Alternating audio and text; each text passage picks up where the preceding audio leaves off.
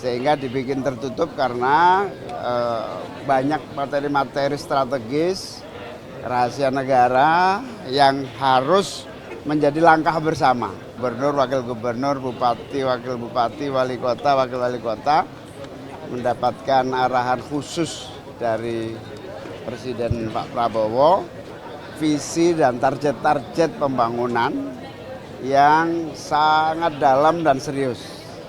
Sehingga dibikin tertutup karena banyak materi-materi strategis rahasia negara yang harus menjadi langkah bersama. Tapi di sisi yang lain ada tema-tema umum yang mudah dilaksanakan. Menjaga kebersihan seluruh wilayah, tidak lagi kota kita dipenuhin baliho dan spanduk yang sudah sangat membosankan. Itu misalnya. Jadi kita semua diharapkan bersatu padu membersihkan kota dari sampah-sampah politik berupa spanduk-spanduk itu misalnya. Sektor apa aja Pak dibicarain? Semua sektor, terutama penguasaan ekonomi dalam konteks supaya keadilan cepat merata. Ini sifatnya arahan Pak, nanti akan dievaluasi lagi atau gimana arahannya? Arahan yang harus dijalankan semua pihak, menteri dan seluruh gubernur. Dan Pak Prabowo minta 2026 cek kembali apakah sudah terlaksana atau belum. Femi, poin penting apa yang harus digarisbawahi oleh para kepala daerah dari arahan Pak Prabowo? Tidak boleh lagi main-main dengan kebijakan, semua harus serius dan bebas korupsi. Menko kan hadir juga Pak, Ya. memberikan arahan juga Pak. Sudah kemarin. Tentang efisiensi, Pak Prabowo udah pulang. Masih. tentang efisiensi. Sama para kepala daerah. Ya tentu di acara penutupan orientasi kepemimpinan bagi kepala daerah di Akademi Militer Magelang ini merupakan penguat dari semangat retreat ini, di mana Bapak Presiden Prabowo Subianto berharap setelah selesai menjalankan kegiatan di Magelang, kembali ke daerah masing-masing untuk segera bekerja serius untuk rakyat. Dan ditekankan pentingnya untuk selalu mencari solusi, meningkatkan pertumbuhan ekonomi dan juga mengentaskan kemiskinan. Kita berharap kesejahteraan rakyat juga semakin baik. Dan diharapkan juga tentunya kerjasama antar kepala daerah yang diharapkan juga bisa mencari berbagai potensi, termasuk bagaimana relasi antara pemerintah pusat dan daerah ini bisa dibangun dengan baik ke depan. Terkait infrastruktur daerah ada arahan juga Pak Menko. Anggaran.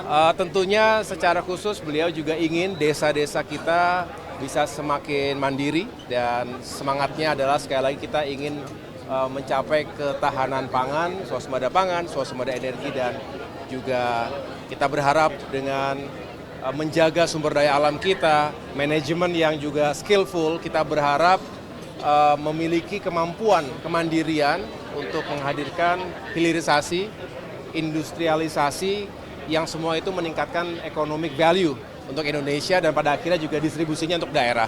Jadi daerah-daerah diminta juga untuk mengelola sumber daya alamnya sebaik-baiknya dan menghadirkan kemajuan ekonomi jika dikelola dengan tepat dan tidak ada kebocoran atau terjadi inefisiensi baik dalam program pembangunan infrastruktur maupun prioritas-prioritas presiden lainnya. Gitu. Terkait bulan suci Ramadan ini apa saja yang sudah disiapkan dan apa yang akan disiapkan bulan nanti mudik lebaran nih dari Iya, saya insya Allah besok bersama-sama dengan jajaran kementerian terkait, Kementerian Perhubungan, Kementerian Keuangan, Kementerian BUMN, juga Kementerian PU dan Kementerian Pariwisata akan mengumumkan secara langsung, tapi tunggu besok ya, tunggu besok. Yang jelas kami sedang berupaya untuk mempersiapkan arus mudik Lebaran tahun ini juga dengan baik. Kita tahu bahwa setiap tahun akan terjadi lonjakan mobilitas masyarakat kita, termasuk juga sektor pariwisata dan ekonomi kreatif kita harapkan bisa tumbuh, dan kita ingin hadirkan policy yang semakin membuat perjalanan nyaman, aman, tapi juga semakin terjangkau. Saya mohon doanya mudah-mudahan bisa kita turunkan harganya, tetapi besok akan saya jelaskan secara langsung.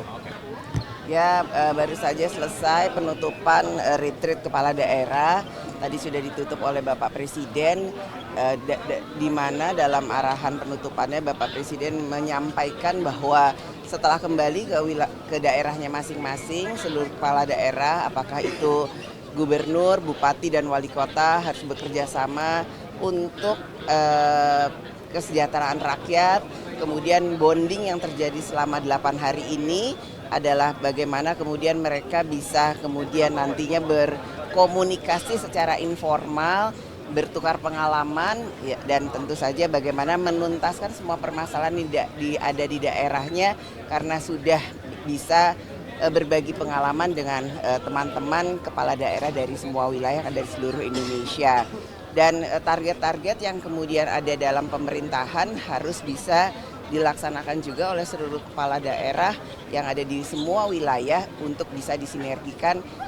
Kebijakan pemerintah pusat harus bisa bersinergi dengan kebijakan yang ada di daerah. Mbak Puan, semalam kan ada pertemuan Mbak Puan dengan Pak Prabowo, Pak Jokowi sama Pak SBY. Apa saja yang dibahas dalam pertemuan tersebut? Silaturahmi santai, kita berbicara. Namun yang pasti Presiden Prabowo mengatakan baru kali ini bisa bertemu, berkumpul, bersilaturahmi 3 presiden dengan ketua-ketua lembaga dalam situasi yang sangat santai bersama dengan seluruh kepala daerah untuk bersama-sama nantinya bertukar pikiran dalam membangun bangsa dan negara.